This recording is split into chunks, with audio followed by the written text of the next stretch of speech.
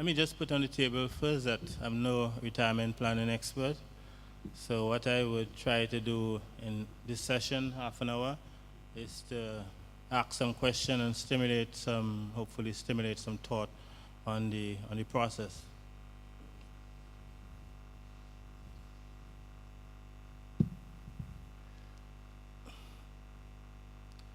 So I think we have to ask ourselves as individuals and as a society, how do we wish to retire?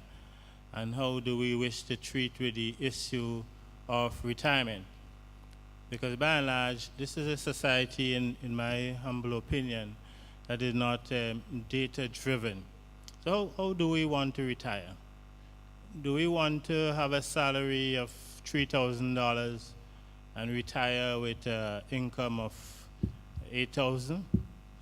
Sometimes you hear people talk and you think that is exactly what they want to do. They want to be better off in retirement than when they were living. Do we want to retire with a pension, a non-contributory pension, a pension for life that we did not pay a cent for? It's possible, it's acceptable, it happened. We have business places in Grenada that have pension liabilities on their books in the millions of dollars and not a cent in the bank to show for it. We have governments who have done it, offer people pension for life, gratuity, and not a cent. So it is possible, but we have also seen the consequences of it. What has happened to those employers who have tried that, right? And they are desperately trying to get out of it. And what has happened to governments who has also tried that, right? So I think as a society, we have to ask ourselves how we want to retire. Do we want our retirement to be representative of how we live and the income we had while we were living, which is really what should happen. So you cannot never have traveled, right? Never have gone anywhere, not able to afford the luxuries of life, and when you retire, you want to go to Hawaii. Yeah?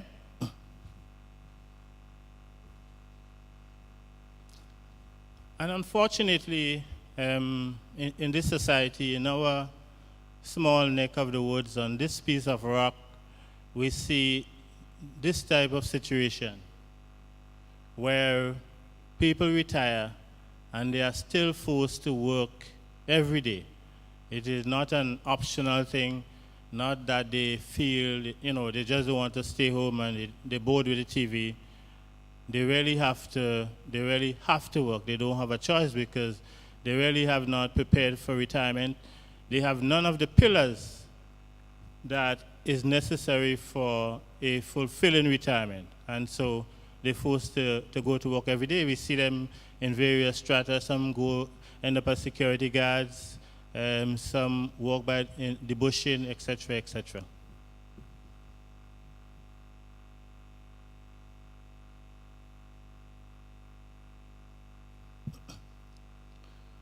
So fundamentally, there are three pillars in retirement: a personal saving, employer-sponsored pension plan, and either a government pension or a national insurance pension or social security pension, depending on which part of the globe you are from. So these are fundamentally the three pillars.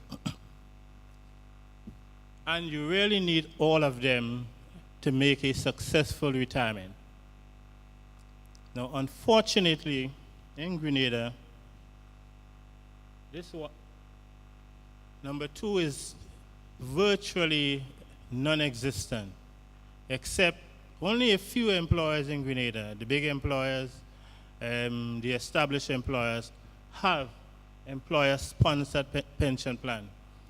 We did a survey a couple years ago, probably 4 or 5 years ago, and saw only about 8 to 10% of employers offered their employees an employer-sponsored pension plan. So if you are in that category, consider yourself fortunate, okay? So for us in Grenada, most people do not have that option. And therefore, the National Insurance Pension Plan becomes even more prominent and even more important. And I'm not saying that because I'm a representative of the institution. It's just a reality, because people in Grenada, for the most part of the world, people don't save very well. So the first pension, the National Insurance Pension Plan, and the government pension plan in some countries becomes even more prominent. But in Grenada, it is more prominent, more important, because the second pillar is just not there.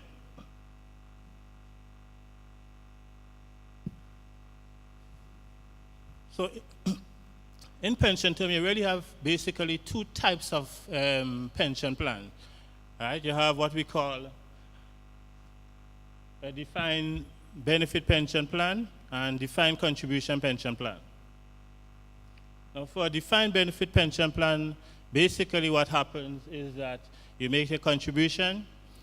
At the onset of your contribution, at the onset of when you start the plan, the employer make a promise to you to pay you a certain amount. It is predetermined, it is pre-established, and he has to honor it.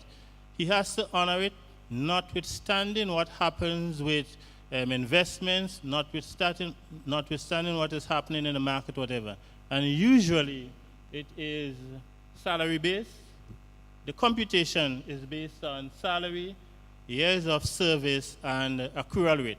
So up front, you know exactly what you're going to get when you retire. In a defined benefit pension plan, the institution bears all of the risk. So the individual has very, very little risk.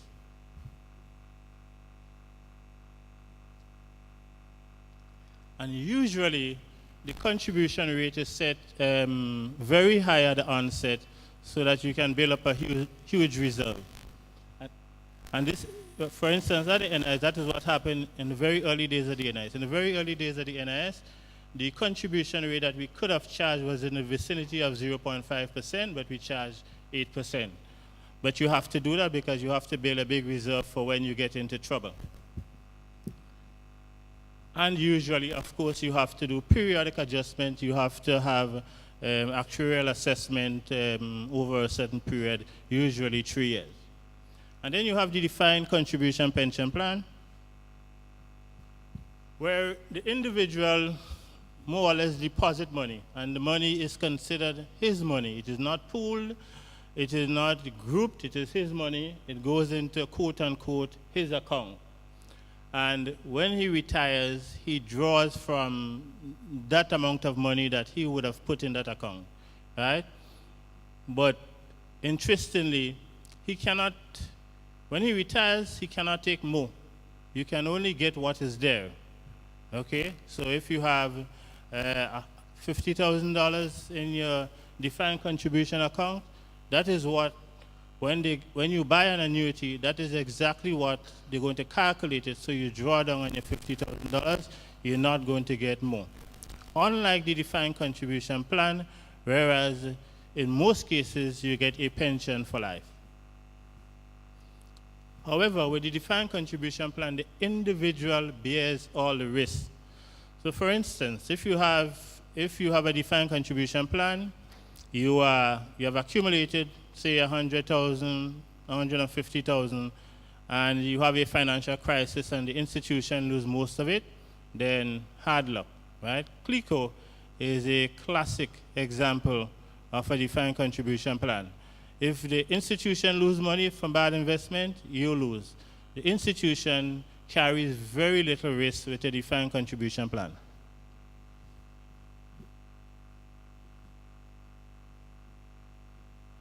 So as I said before, because the second pillar is not significant in Grenada, the NIH pension has added significance because people do not save very well. Some people do, but most people do not save very well. So let's look at the NIH pension a little closer. Can we see that?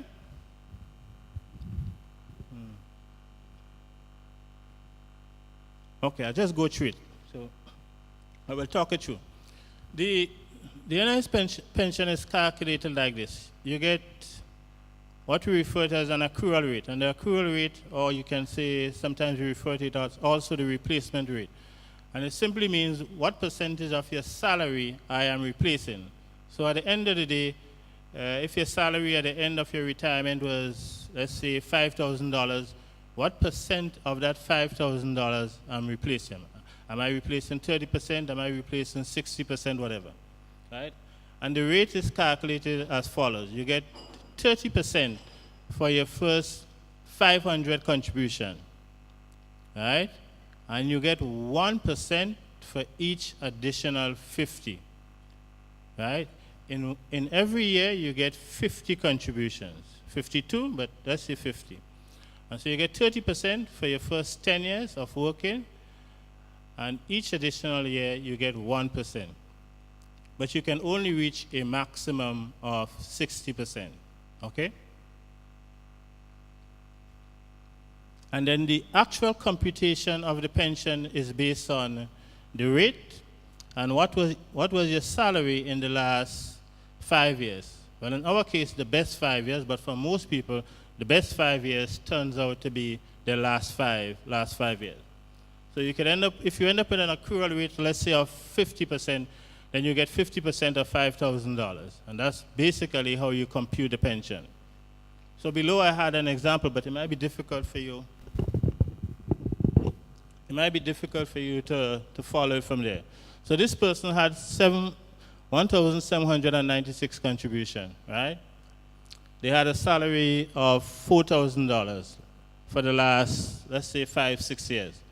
And so their rate, their accrual rate is 30% because they crossed the 500, plus the 1,796 minus the 500, because I'm taking how much contributions I have after the 500. I've wiped out 500 already. I'm left with 1,796 minus 500, and I divide that by 50. So I get 30 plus 25, 38.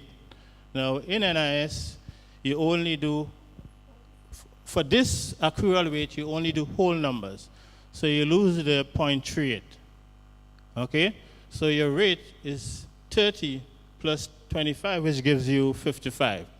And then you take 55% of your annual salary or your weekly salary. So this person who had a salary of $4,000 would end up with a pension of 2538 when the month has 5 Mondays, and 2030 when the month has 4 Mondays. Okay?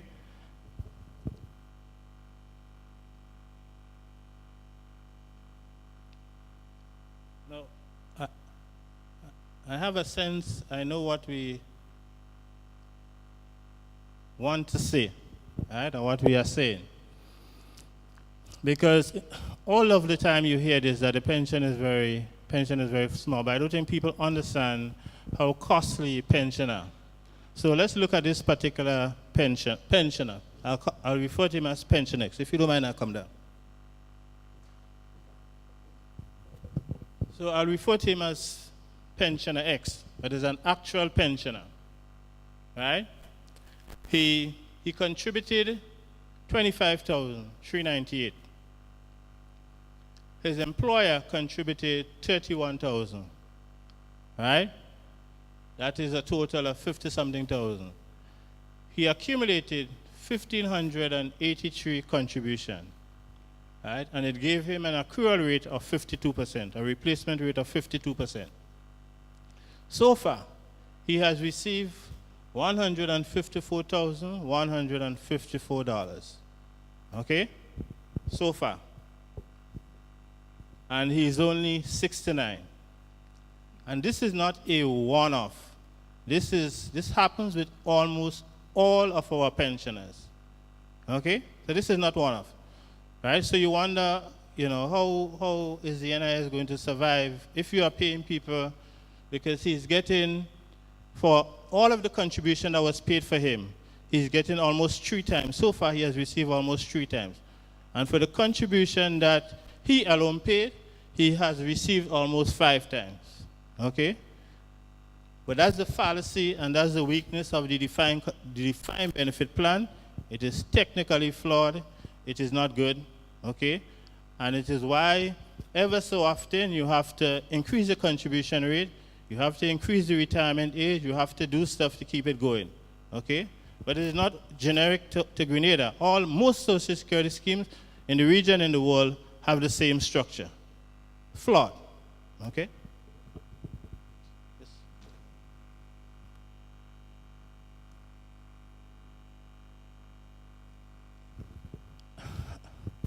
And let's look at what happens generally with your defined benefit plan, which is what you would see with NIH Grenada, you would see it with NIH St. Lucia, you would see it with other NIH, the US, it don't matter. Once you have a defined benefit plan, and most pension schemes have a defined benefit plan, you would see this. So you see these two guys, right? This one, this is what his earnings were. This one, significantly higher, right? But it so happened in the last 4 or 5 years, they end up with both have the same salary, okay? They both would get the same pension, notwithstanding this guy contributed significantly more over his lifetime. And you hear it, we get it all the time. People have written on it that it is not fair. I know this guy, right? I pay more than him, my salary was higher than him, I should get more than him, we are getting the same pension, or he's getting more than me. And it is because you have this final, what they refer to as final average salary, so the pension really is computed in this last couple years here, this last 4 or 5 years. In NIH Grenada, we take your best 5 years, wherever your best 5 years are. But naturally, your best 5 years would end up as your last 5 years, unless you had a drop, right? Unless you retire early and then you took a job as a security and your wage dropped significantly, okay? So this is what will happen, and both of these people would receive the very same pension. So some Social Security schemes have tried to correct this by using career average for the computation of pension. And it doesn't only have to be NISs. Private employers would also do that. So you use the career.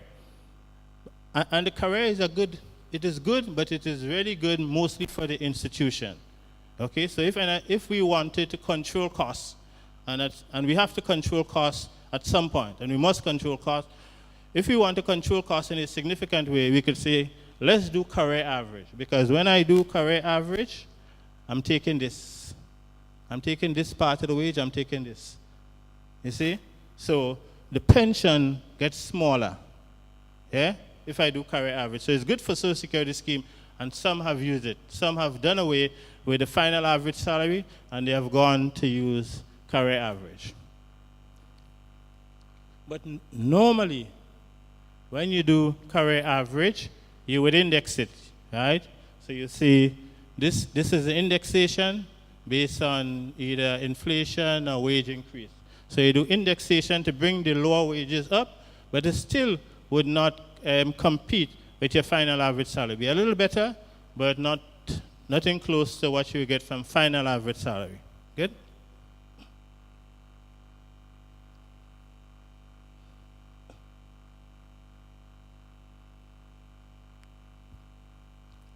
Okay, let's take a look at this chart. Now remember what I said. With the NIH pension, you can go from, it starts at 30% of your last set of salary, and it can go to a maximum of 60%, right? Currently, because of the age of the NIH, the highest you can get now is 56%, okay? You will get to 60% in 2021.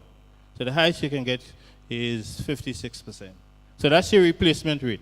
We are replacing, for maximum, 56% of your salary. Okay, that's the maximum we can replace at this time by law, unless one of us want to take a jail, right? 56%.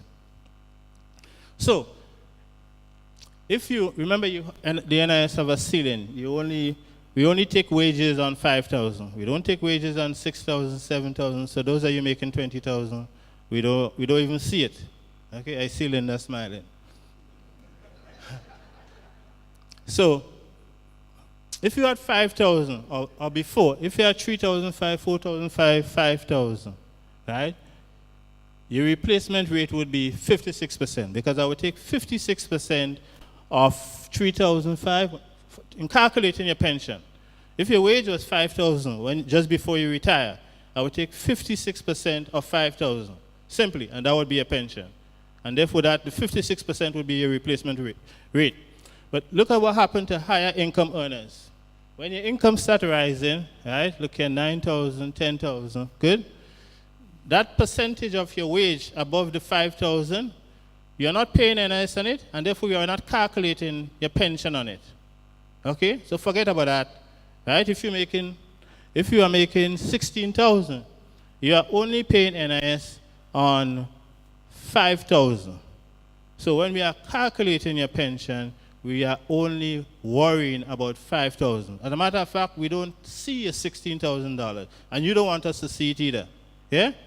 So your pension is only calculated on the 5,000. So your replacement rate drops significantly. So somebody who's making 60,000, the replacement rate, we are only replacing 20% of the pension, no more. Okay? So if you walk away in retirement and you don't have no other source of income, all you get in, you take a dramatic change in your lifestyle because you're accustomed getting 16,000 and now you're getting 20% of 16,000. Okay? So your life, if you have no other source of income, your lifestyle changed significantly. Good? Because of this, the higher income earners.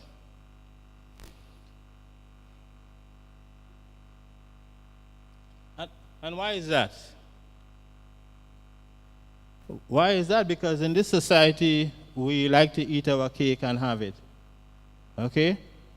We want free stuff. Good? So, look at the NIS ceiling, how the NIS ceiling has changed over time. Minimal changes. So at one time it was $1,250 forever, then it was $3,000 forever, and it is still only $5,000. Okay? Good? And so if you're charging on as I said before, if you're charging your pension just on $5,000, then this is how your pension is going to be computed. If you're collecting income on $5,000, your pension is going to be computed on $5,000, and your pension is going to be very small. But if the ceiling was increasing all the time, if the ceiling, for instance, was $14,000, good, then you would get 56% of $14,000. And 56% of $14,000 is significantly different than 56% of $5,000. You don't have to be a mathematician to figure that out. Yeah?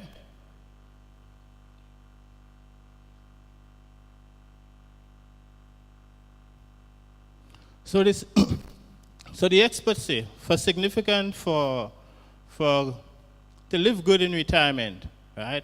Higher income, lower income earners should have a replacement rate of say 85%, and higher income earners should have a replacement rate of 70%. Good? So we impute this in the previous diagram that I had, and you see the gap. So lower income earners, 5,000 and below, don't have a lot to do in terms of making up the gap. But look at the gap we have here for higher income earners. If you're at 14,000, you have a gap to make up of over 50%. If you're here, you have a gap of about 20%. Okay?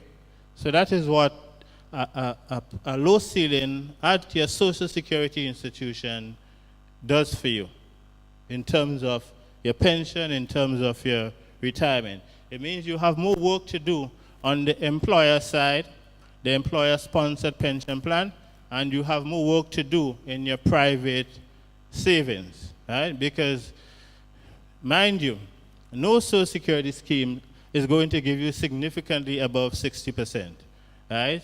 Those in the Caribbean do 60%, 70%. A few do 70%. Antigua, but we don't want to follow Antigua, right? Antigua, I mean, 70% is not particularly high, but Antigua is not an institution, Social Security scheme you want to follow, unless you want to wait until they collect cash to get your pension. Yeah? Antigua is in a lot of trouble. So you have, sorry. I spoke about this by and large, so we can skip this. So is it possible? Is it possible, notwithstanding what we have seen, to create a decent pension at the end? And yes, it is. If you have a decent employer-sponsored pension plan. So let's look at the table that we have here. So here we have somebody at 5,000, and here we have somebody at 14,000 monthly. Okay?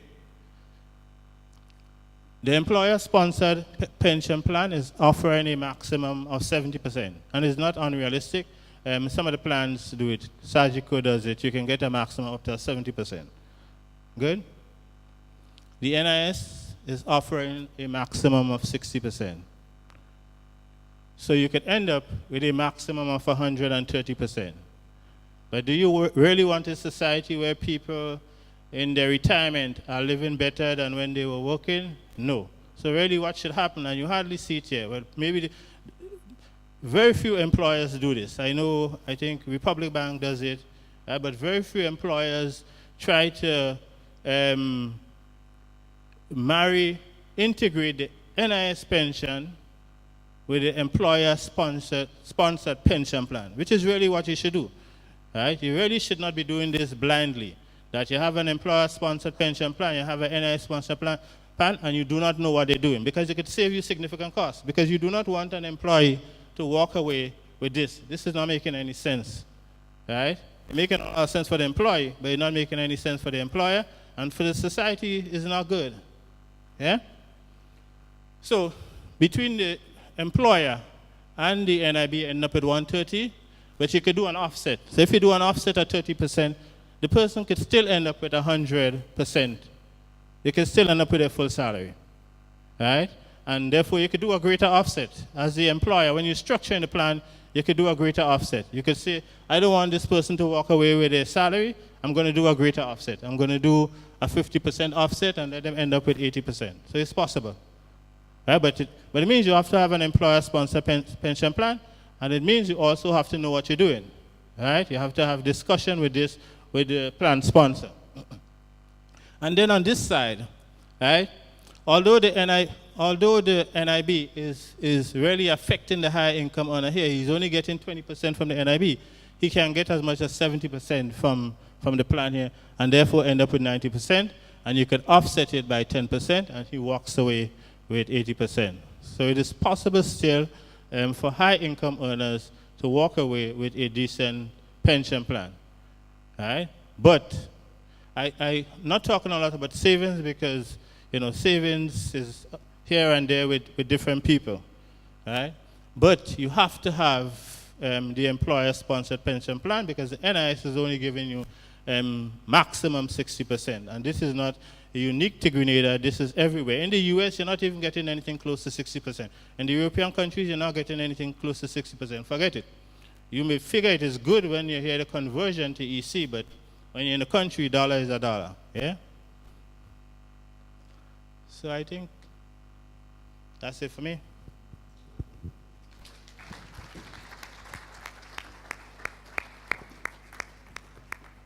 Well, Dorset, I have to congratulate you on your timing. It was just within the 30 minutes, so thank you very much. I know you have lots of questions, but what I will do is invite Mrs. Carol Vasquez, President of GARP, the President, and she will offer some comments on the presentation, after which we will invite questions from the audience. Carol, over to you.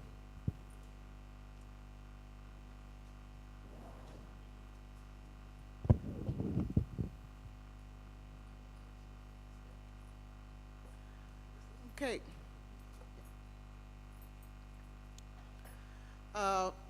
Mr. Dorset, wonderful presentation. But GARP is an association for retired persons. And as it is, we're getting people retiring, most of them only on an NIS. pension. And some of them are actually retiring into poverty. So what is happening in some of the business places is that most people are hiring people on a contractual basis and not having a pension plan. And a lot of people are asking when an NIS is going to increase the amount of pension payout that they're getting, especially since NIS been giving them the same payout for many years. Plus, I know that you have some intention later on of changing the retirement age from 60 to 63 or 62, am I right? 65, but I will come to it. Okay, 65. A lot of my members have concern there. Can you enlighten me on the changing of the pension age?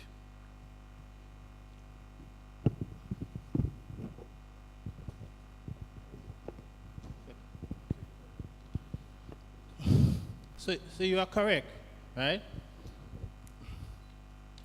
But it's the point I made in the presentation that the fact that a lot of employers are not offering the employer-sponsored pension plan is a problem, okay? And then a significant problem too is that in some of the sectors, in some of the informal sectors, the employers are horrible.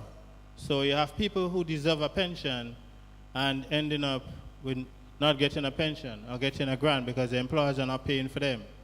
Okay, so you have a guy who may, if the employer paid every time he worked, he may have gotten a pension. He end up with a grant of a couple $1,000s, and by the time 2-3 months he does not have anything. Now, over the years, as I said before, the only how this Social Security scheme could survive, any of them, whether it's NIS, Antigua, St. Lucia, is that you have to keep making changes, right? You either have to increase the contribution rate, you have to increase the age, etc., etc. But when you increase the age, it is not like the age is going from 60 to 65 all of a sudden. Usually, it takes place over an extended period of time. So it takes place over 20 years, 24 years. And even when it takes place over even when it goes, say, for instance, to 65, it go to 61, it go to 62, etc. Even when it gets to 65, you can still opt to take your pension at 60. But you cannot have your cake and eat it. If you take it at 60, you would have to take a reduction. Right? You take a small reduction for taking it earlier. Right? But you have to do these things. One of the things we have seen, and in Grenada, with the actual reviews that has been done, in Grenada, we had actual reviews for a couple of years, and very little have changed. Right? The policymakers have not made the change. The society doesn't want it, because in small countries like ours, it is always difficult to do things. It is always difficult to pay a little more. It is always difficult to do this.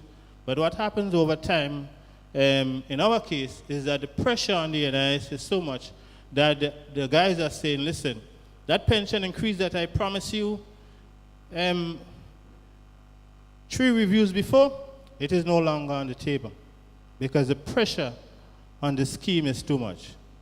Right? So there were pension increase promised in earlier reviews, and in later reviews, the guys have said that pension increase is off the table. The pressure on the scheme is too much because you have not done what you were supposed to do when you were supposed to do it. Okay, thank you.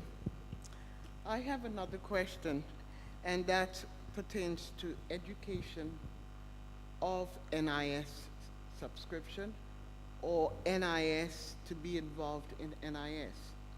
I have seen through membership as well, persons coming in, especially domestic workers, farmers, self-employed people, who really don't have much education on the benefits of NIS, and especially self-employed persons who do not make contribution towards getting a pension when they reach the age of being a pensioner. Is there some kind of education going on now, or should there be some education for farmers, for domestic workers? Because if that is not implemented, the situation just gets worse for people retiring.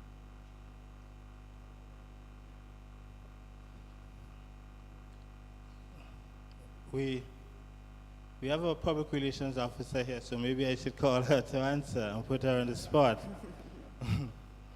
But yes, you are correct, and we have agreed that we could do more and we should do more. And we have done recently a public perception survey, and from the results, we know that we have to do more. All right? It is not that we have not done anything, because we have weekly programs, we are on Facebook, we post questions, we do the usual.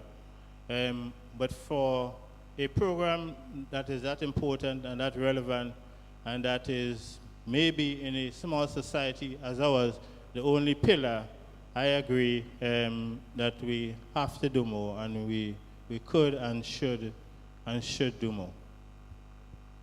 Thank you. The payment of NIS and education prior to retirement. In other countries, when you're about to retire, you're notified, you're given a lot of lectures, you're given information as to what is going to happen. I think NIS needs to do a little more with business places, especially in groups of people who are about to retire. GARP is finding that people are retiring without any prior knowledge of how to retire, socially, financially, and otherwise.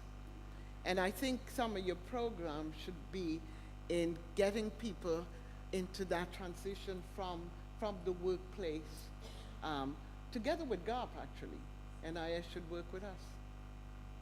It will be happy to do that, because people can only benefit when we share information, and the more they know about what we do, the better the appreciation they would have for the institution. So, I mean, I can give Mrs. Douglas can give you her number before the night is over. She's seated right there, and whenever you want her to do a presentation, or if you want me to do a presentation, or the HR manager, who's also here, we'll only be too happy to come along.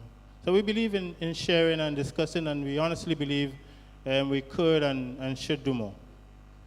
I just want to say thank you to Ms. Douglas, because I have been working very closely with her on several seminars, because GARP is involved in training people in the workplace on this transition into retirement.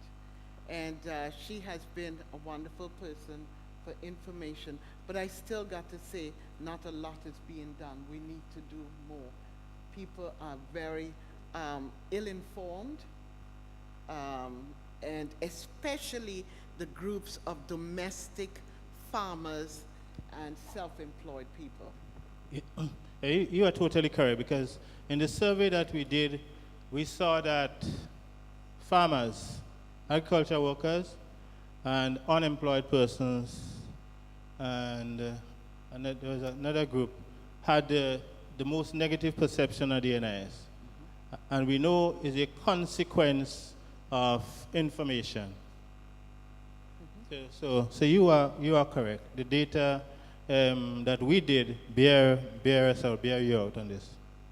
Okay, and I have one other question. Some of our retirees sometimes late in life get the opportunity to go to the States or to travel out or migrate from Grenada. What happens to NIS? How does that operate when somebody is out of the country? Once we are in discussion, we would facilitate. So we would, if they want the monies to go to the account that they have here in the bank, we would continue that. Or if they want to do some bank draft or whatever it is, we also do that. So we have that ongoing with a number of pensioners who are not living in Grenada. They would tell us how often they want it, and we would facilitate it. All right, that's my questions. Thank you. Thank you very much, Mrs. Vasquez, President of the Grenada Association of Retired Persons.